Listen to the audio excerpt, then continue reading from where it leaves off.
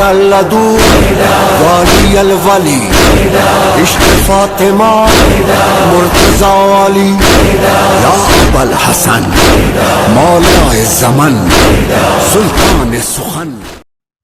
اعوذ باللہ من الشیطان الرجیم، بسم اللہ الرحمن الرحیم۔ الغدیر چینل کی جانب سے رضا موسوی اور اسرار حسین شاہ آپ کے سوالات کے جوابات لے کر حاضر خدمت ہیں۔ نماز کے بارے میں لیکچر چل رہے ہیں۔ نماز کی اہمیت سے کسی کو بھی انکار نہیں ہے۔ تمام اعمال کا دار و مدار نماز پر ہے۔ اگر نماز قبول ہے تو روزہ قبول، نماز قبول ہے تو حج قبول، نماز قبول ہے تو زکوٰۃ قبول، نماز قبول ہے تو باقی تمام اعمال قبول۔ ہماری ان ویڈیوز کا مقصد صرف اور صرف یہ ہے کہ سوشل میڈیا کا زمانہ ہے، کسی نہ کسی طرح مومنین و مومنات کے بچے بچیاں یا بزرگ بھی جو ابھی تک ٹھیک نماز نہیں پڑھ سکے، کوشش کی جائے کہ کم از کم وہ کچھ نہ کچھ ٹھیک کر کے نماز اللہ کے دربار میں پڑھیں اور انہیں ثواب مل سکے۔ تو آج کا ہمارا لیکچر جو ہوگا وہ بہت ہی اہم ہوگا، قصر نماز اور قضا نماز کے بارے میں، جسے عمومی طور پر سمجھنا تھوڑا سا مشکل ہوتا ہے، لیکن میں نے کوشش کی ہے کہ سلیس انداز میں مومنین تک پہنچایا جائے۔ اور آپ سے بھی اپیل ہے، اگر آپ کو یہ ہماری ویڈیوز اچھی لگ رہی ہیں تو خود بھی سنو، بچوں کو بھی سناؤ اور دوسرے مومنین تک بھی شیئر کرو، تاکہ علوم محمد وال محمد میں آپ کا ہمارے ساتھ تعاون ہو سکے اور ہماری آخرت کا سبب بن سکے۔ تو بلا تاخیر آپ کے سوالات کے جوابات کا سلسلہ شروع کرتے ہیں۔ جی موسوی بیٹا پوچھیں۔ جی السلام علیکم اگر صاحب۔ جی وعلیکم السلام بیٹا۔ جی اگر صاحب، پہلا سوال ہے کہ قصر نماز سے کیا مراد ہے؟ ہر 4 رکعت نماز جب 2 رکعت نماز کر کے ہم پڑھتے ہیں تو وہ نماز قصر کہلاتی ہے۔ 4 رکعت نمازیں کون سی ہیں؟ نماز ظہر، نماز عصر اور نماز عشاء۔ یہ قصر کب ہوتی ہیں یہ تھوڑا سا آگے چل کر آپ کے سوالات آ جائیں گے۔ جب ہم ان 4 رکعت نمازوں کو مخصوص مسائل کو مد نظر رکھتے ہوئے 2 رکعت نماز کر کے پڑھتے ہیں تو پھر یہ نماز قصر کہلاتی ہیں۔ جی اگر صاحب، حد ترخص سے کیا مراد ہے؟ جب ہم مسافت کا ارادہ کرتے ہیں اور گھر سے باہر نکلتے ہیں، یہاں ایک اور بات کا بھی خیال رکھنا ضروری ہے، جو حد ترخص ہے اس کی ابتدا گھر سے نہیں ہوتی، بلکہ شہر، ٹاؤن، گاؤں جہاں پہ ختم ہوتا ہے وہاں سے شروع ہوتی ہے۔ ہم فاصلہ طے کرتے جاتے ہیں اور کہیں ایسی جگہ پر یا حد پر پہنچ جاتے ہیں، ہم پیچھے مڑ کر دیکھیں تو ہمیں اپنے شہر، گاؤں یا علاقہ کے نہ ہی مکان نظر آتے ہیں نہ ہی درخت نظر آتے ہیں، تو وہیں پر جو حد ہے جہاں آپ کھڑے ہیں اس کو ہم حد ترخص کہتے ہیں۔ جی اگر صاحب، اگلا سوال ہے کہ قصیر السفر سے کیا مراد ہے؟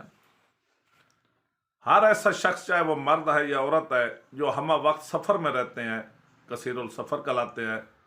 لیکن فقہ کے اصطلاح میں کم از کم مہینہ میں اوسطاً یا ایوریج جو بندہ مرد ہو یا عورت 10 دن سفر میں رہتا ہے وہ قصیر السفر کہلاتا ہے۔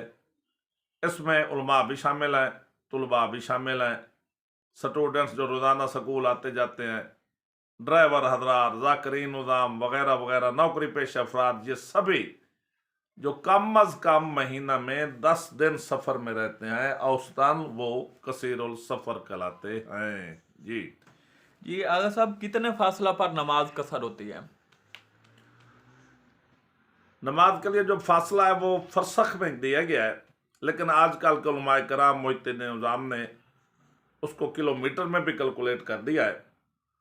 جب آنے جانے کا فاصلہ 44 کلومیٹر یعنی 44 کلومیٹر بن جاتا ہے تو اس وقت جو 4 رکعت نماز ہوتی ہے وہ 2 رکعت میں تبدیل ہو جاتی ہے، اور اس سے ہم قصر نماز پڑھنا بھی کہتے ہیں۔ جی اگر صاحب، قصر نماز کے لیے سفر کی ابتدا کہاں سے شمار کریں گے؟ میرے خیال ہے سوال کا جواب میں پہلے دے چکا ہوں۔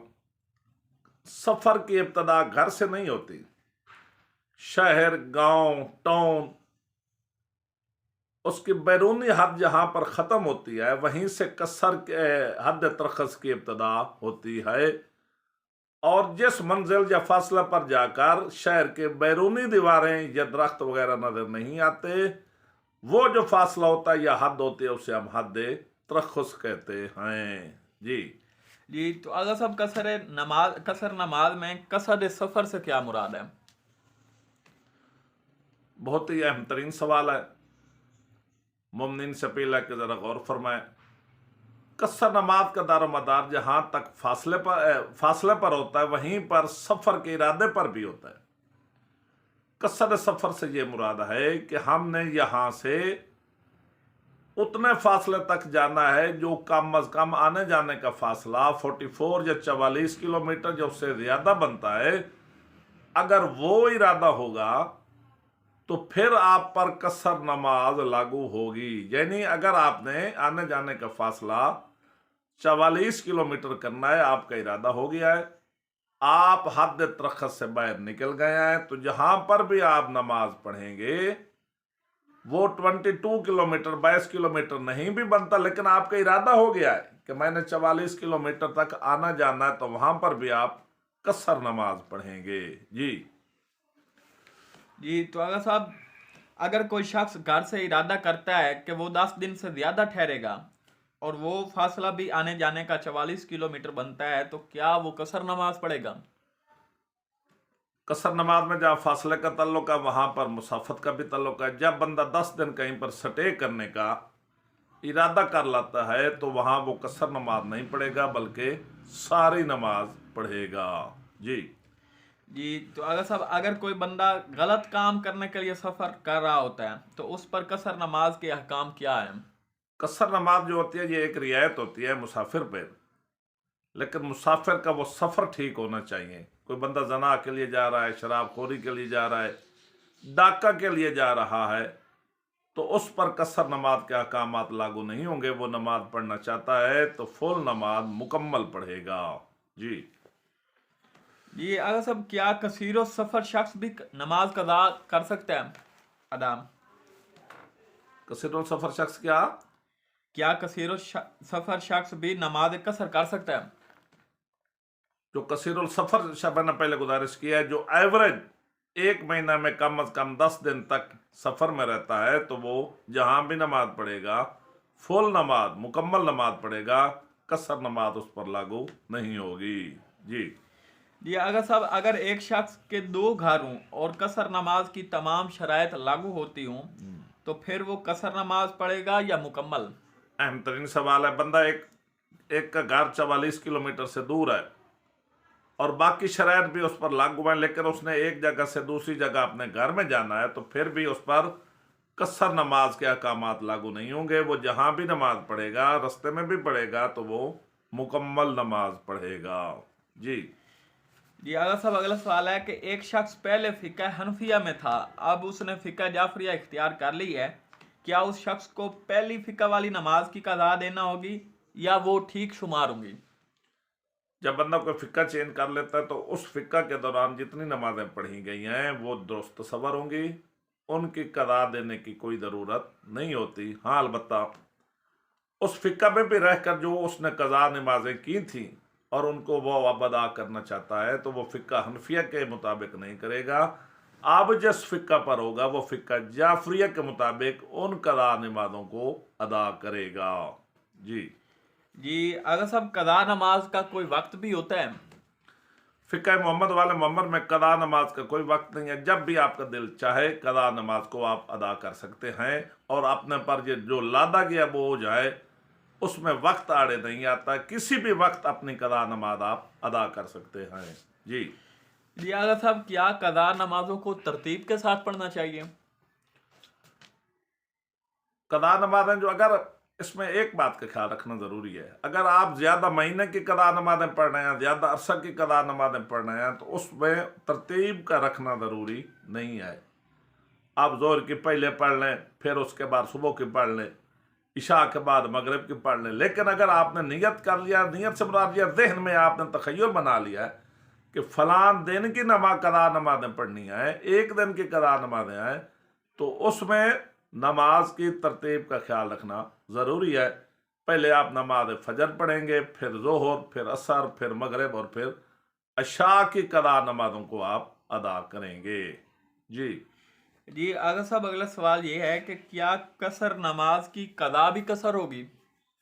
बहुत ही अहम तरीन सवाल है। जैसी नमाज आपकी कदा हुई है वैसी आप अदा करेंगे।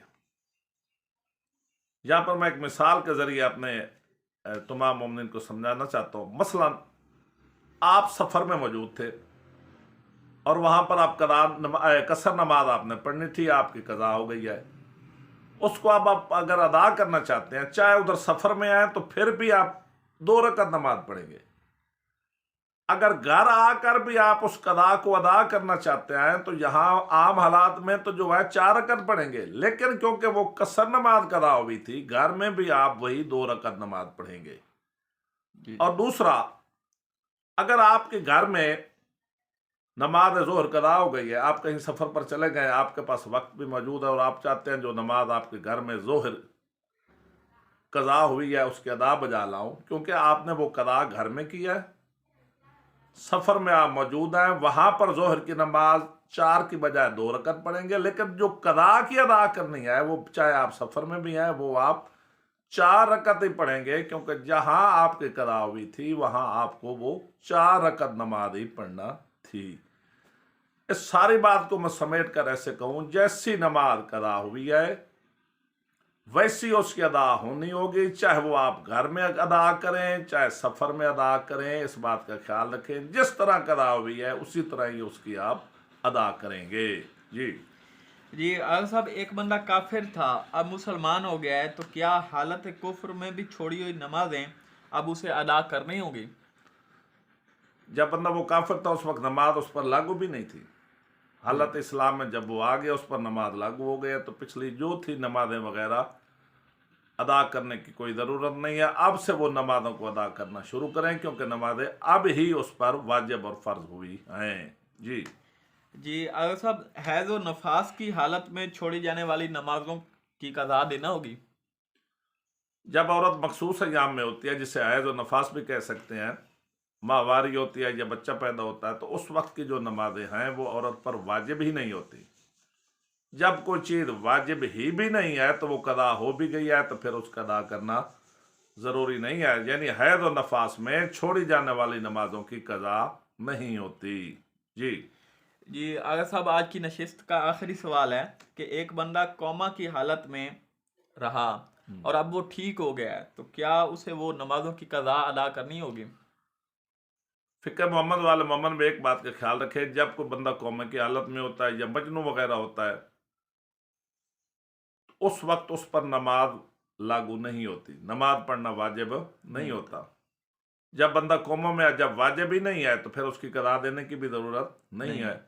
अलबत्ता जब वो ठीक हो गया है तो उसके बाद उसको बाकायदा नमाज का पढ़ना ज़रूरी है, और फिर हालत दुरुस्तगी में अगर वो कज़ा नमाज करेगा तो उसे बजा लाएगा। मोमिन से अपील है कि बंदा नचीज़, बंदा के बच्चों, बंदा के वालिदैन को अपनी दुआओं में याद रखें। अल्लाहुम्मा सल्लि अला मुहम्मद व आले मुहम्मद वअज्जिल फरजा आले मुहम्मद। वाली अल वाली इश्क फातिमा मुर्तज़ा वाली या